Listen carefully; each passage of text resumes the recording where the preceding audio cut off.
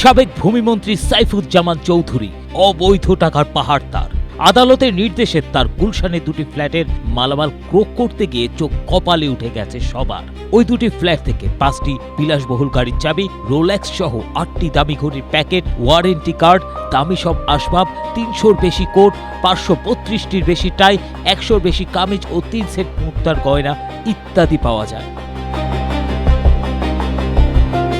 গুলশানের 66 নম্বর সড়কে অবস্থিত ভবনের দুটি ফ্ল্যাটের আয়তন 3747 বর্গফুট এবং 3832 বর্গফুট, যার আনুমানিক মূল্য 18 কোটি টাকা, এবং এ দুটোই সাইফুজ্জামান চৌধুরীর।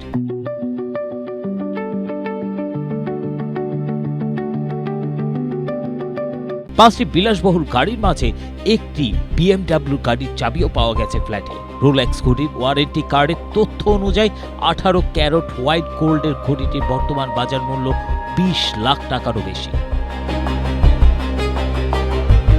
দুদকের কর্মকর্তারা নির্বাহী ম্যাজিস্ট্রেটের উপস্থিতিতে ফ্ল্যাটে প্রবেশ করে বিভিন্ন মালামাল ও নথিপত্রের তালিকা প্রস্তুত করেছে।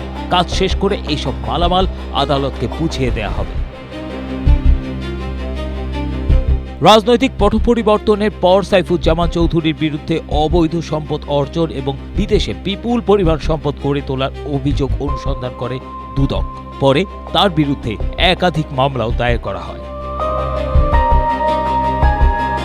আদালত যুক্তরাজ্যে তার নামে থাকা 518টি ফ্ল্যাট ও অ্যাপার্টমেন্ট ক্রোক এবং সংযুক্ত আরব আমিরাত সহ 8টি দেশে থাকা 330টি বাড়ি, ফ্ল্যাট ও অ্যাপার্টমেন্ট জব্দের নির্দেশ দেন। একই সঙ্গে যুক্তরাষ্ট্রে তার নামে থাকা দুটি কোম্পানিতে করা বিনিয়োগও অবরুদ্ধ করা হয়েছে। দুদকের তথ্য অনুযায়ী এসব সম্পদ ও বিনিয়োগের মোট মূল্য প্রায় 2320 কোটি 92 লাখ টাকা।